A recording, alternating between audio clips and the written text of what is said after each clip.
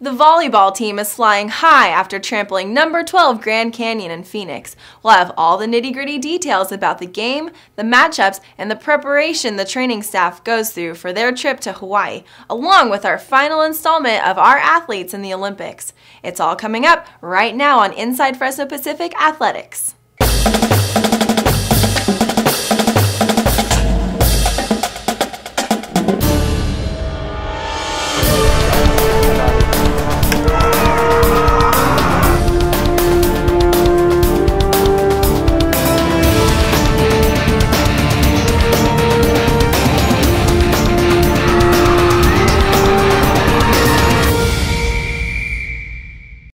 Glad you could join us today for this week's episode of Inside Fresno Pacific Athletics. I'm your host, Katie Rocca. Sunbird athletes are full of talent and hard work, but they couldn't perform the way they do without a well-prepared athletics training staff. We talked with FPU trainers about Hawaii and the preparation they go through before traveling with sports teams. So now I'm a part-time assistant athletic trainer, and I also do insurance, so I take care of all the claim forms and injuries and pay all the bills for our student athletes. I am the Associate Director of Sports Medicine here at Fresno Pacific. I am second in charge when it comes to dealing with sports-related injuries here. As director, really my job is to invest into them so that they can then invest into all of our student athletes. I make lists of what I need to bring, especially since it's 10 days, 4 games, practices in between. You have to overstock and be prepared for anything. So, box of tape, we're bringing like the portable stem unit, foam rollers, bottles for practices, just whatever I think I would need in case something does happen. Yeah, I went to Hawaii once when I was like 6 years old, so I don't really remember much other than swimming. So it'll be nice to go back when I can enjoy it. But yeah, I'm looking forward to it. I hear there's a lot of good competition there, a lot of good schools, good soccer going on. So it's going to be fun. It's going to be exciting. The coaching staff went paddle surfing one morning at 6 a.m. and it was just a really cool moment. It was one of my favorite moments of the trip, just being out there kind of past the waves and past everybody. And they said we were having a coaching meeting, and I thought that was great. It's nice because I don't have to set up the field, and at home games that's a lot of work, setting up the field, getting everything ready for the other teams. So for away games it's nice not having to do that. Yeah, this will be different. Since we're going for a 4-game stretch, I mean, we'll go for tournaments and a couple games, maybe 2-3 games, but 4 is going to be a bit different. And for over 10-day period, we're definitely going to have to pack extra amounts of tape and A-straps, just all kinds of expendable things that we'll run through after a game. So. When you go through experiences like that, you grow together, just from crazy memories on the trip, from the traffic to the hotel, idiosyncrasies or, whatever it may be. They're all just memories. I think that trip was really good for us to kind of see some of the glimpses of some of those moments. Our final look at the road to the U.S. Olympic trials ends with all-star athlete Carl Weigley. Recruited as a swimmer to Fresno Pacific's inaugural team in 2007, Weigley was a key piece of the puzzle to developing the program, not only as a swimmer, bringing home 2 men's national championships, but also being part of the coaching staff when the women's team brought home their first national title. We sat down with this Sunbird legend and talked to him about his experience swimming at the trials and what it means for his career in the future. When I came here, my goal was I wanted to win a national championship, a team national championship. And I didn't know if that was going to be a possibility because obviously I was in the first year we ever had a swim program here. To qualify for Olympic trials, it was always a goal of mine. Even back when I was swimming when I was younger, I always wanted to go to Olympic trials. Last school year, I was swimming, training, and going through. I was thinking, Olympic trials is next year. I don't have my cuts yet. I'd really like to go. And then at USA Nationals at Stanford last summer, I picked up 2 cuts, and just kind of a dream come true. I'm going to get to swim at Olympic trials, have a chance to represent the U.S., even though that wasn't really my goal, like to make the Olympic team. I just wanted to go to the meet and have that experience. In my 100 fly, I was in the same heat as Michael Phelps, which obviously I wasn't too close in the end, but it was cool just to be able to say that I was in the same heat as the greatest swimmer, who's ever swam. I got a chance to meet one of my favorite swimmers, Anthony Irvin. He was the last American to win a gold medal in the 50 free. He took some time off from the sport, retired, kind of disappeared, and just did some soul-searching stuff. And he came back a year and a half ago and started training and showed up at the Olympic trials, and he made the team. My first year we probably had, I don't know, maybe 20 total athletes on the team, guys and girls combined. And 5 years later, we've won 2 national championships on the men's side and 1 on the women's, and 3 runners-up, I think, total.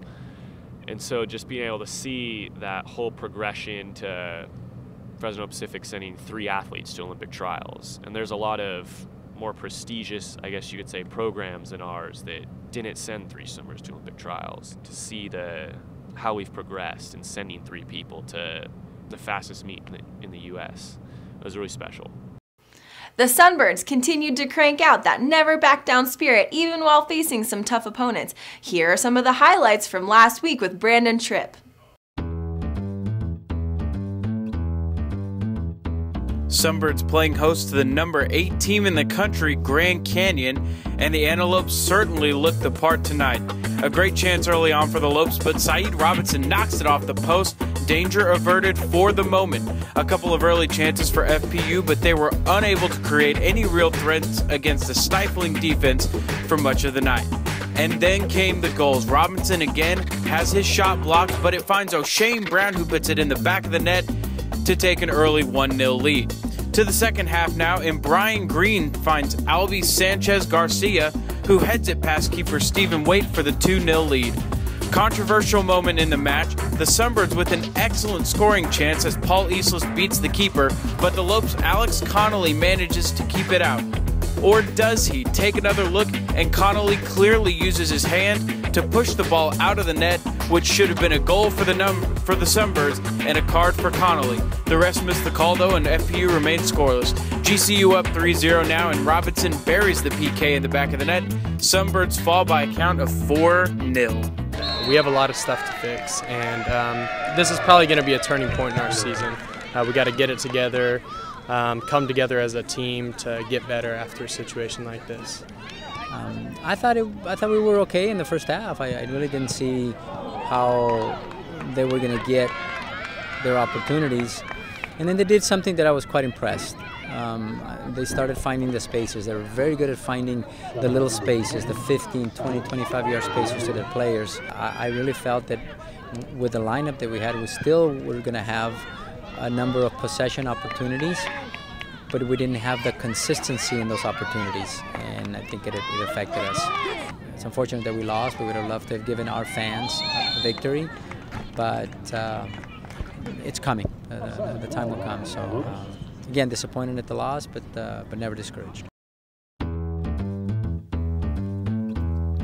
Sunbirds playing at home against Grand Canyon before their big trip to Hawaii next week, and this one was all about the defense. Sarah King with the punch save here in the first half. In the second half, FPU with the chance, but the ball is played perfectly by keeper Catherine Lena, and we remain scoreless. Later in the half, King takes the risk coming out, gets beat, but manages to get back and make the diving save to keep the game at 0-0. Another chance for the Lopes, but Carissa Archie playing some hard-nosed defense, and that would put the game in overtime. In the extra frame, Demi Hamilton with the golden opportunity, but she rips it wide. FPU walks away with the tie, 0-0. We just put our hearts out and we had effort. We missed a few of those final touches, but we'll get that. It's coming. I feel it.